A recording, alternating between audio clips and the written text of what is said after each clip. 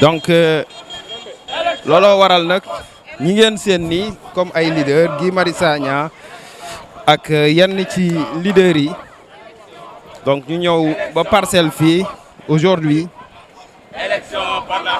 pour firnde ni élection day am par force. Il faut rappeler également que le chef de l'État, le président Macky Sall, son excellence, a pris acte également de la décision du Conseil constitutionnel bay wax ne dans les plus brefs délais dina mener des consultations quand même pour le choix de la date de la présidentielle dans les meilleurs délais ni ko Conseil constitutionnel waxe. Voilà. Vous pouvez voir sur les images Guy Marius Sagna, Guirassy, hein, entre autres leaders. Donc une mobilisation fu ñu jëm ñoom xëy na ACAPES parce que il faut pas oublier également que ne amoon na ci fan yile donc un appel quand même de la plateforme F24 pour que ñu daje fi nga xam ne moom mooy ACAPES, le terrain de ACAPES pour une mobilisation.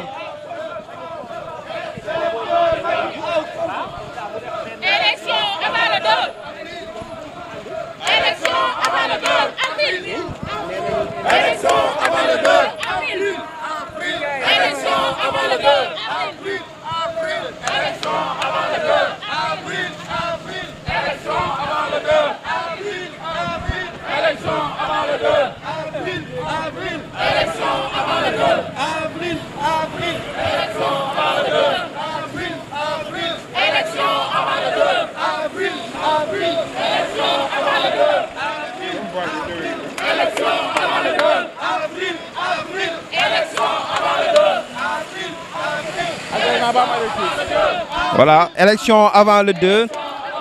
Eux, ils réclament une élection avant le 2 avril. Vous pouvez l'entendre, ñu ngi koy wax. Nee nañ élection avant le 2 avril. Donc, retenez que le 2 avril, c'est la date butoir du mandat du chef de l'État. Maanaam ñaari fan ci weeru avril boobu ci la mandat wu ki nga xam ne moom mooy njiitu réew mi son excellence le chef de l'État le président Macky Sall di jeex tàkk ci bopp nguur gi. Ñoom nag ñu ngi wax ne dañuy réclamer élection ñu def ko balaa le 2 avril maanaam laata li nga xam ne moom mooy mandat wu président di jeex.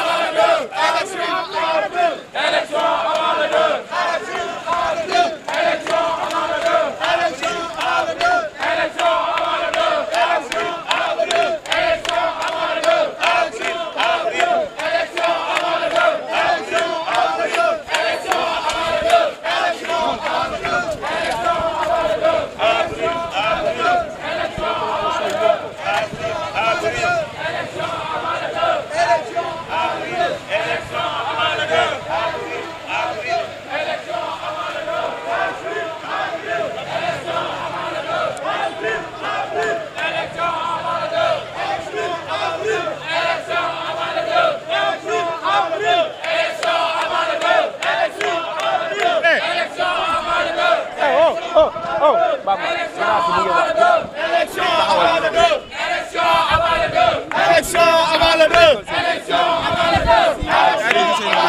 Élection avant le 2 avril. Et c'est l'exigence.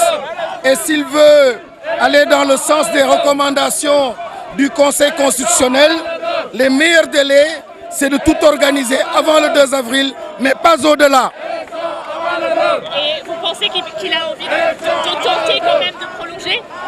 Oui, on ne sait jamais avec Macky Sall, mais en tout cas, son communiqué qui dit qu'il va pleinement respecter les recommandations du Conseil constitutionnel, pleinement respecter cela veut tout simplement dire tout mettre en œuvre pour que l'élection puisse se tenir avant le 2 avril. Mais autrement, on sentira chez lui une volonté tout simplement de se maintenir ou encore de ne pas respecter la Constitution ni les juges de l'élection. Et le seul juge, je pense qu'il a été extrêmement clair là-dessus. Vous pensez qu'il faut que les gens restent mobilisés? Oui, la mobilisation, c'est pour ça d'ailleurs, malgré le communiqué de la présidence, malgré la décision du Conseil constitutionnel, il y a un petit flou à un niveau, c'est par rapport à la date de l'élection. Nous restons mobilisés parce que c'est là l'enjeu principal. Donc, il faut absolument qu'on clarifie cette question-là, la question de la date de l'élection. Tant qu'elle n'est pas clarifiée et en phase avec les textes, avec la Constitution, on sera toujours mobilisé pour l'exiger donc du président de la République et de tous les acteurs. Merci. Voilà, dégg ngeen ko. Donc c'était Mamba Guirassy, un des leaders de l'opposition, donc qui s'exprimait sur la décision du Conseil constitutionnel. Voilà. Et aujourd'hui, dégg ngeen kàddu yooyu nga xam ne yëkkati na ko muy wax ne donc ñoom dañuy maintenir cette mobilisation. Dégg nañ également kàddu yi nga xam ne njiitu réew mi yëkkati na ko di wax ne dina organiser élection yi mën ay concertation nu mu gën a gaawee mais ñoom jàpp nañu ne meilleur délai yi mooy que ñu tenir li nga xam ne moom mooy jongante yi donc avant le 2 avril 2024. On peut voir donc brandir le drapeau de la Russie. Am na ñoo xam ne drapeau Russie si boppam lañ yor di ko brandir. Bamba boo ma leen mënee may drapeau Russie lañ yor di ko brandir. Je sais pas quel message ils veulent faire passer à travers cela. Mais ku nekk mun nga ci am commentaire bi nga bëgg. Comprenez que seen mbëbët mooy ñu amal ay jongante bala le 2 avril. Voilà.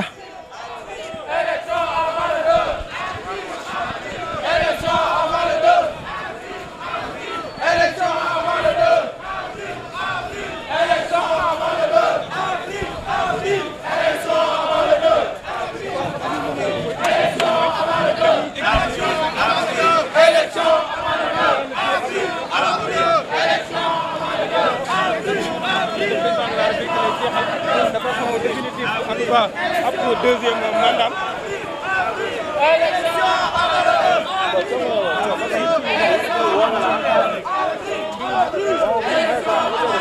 Voilà donc mu ngi noonu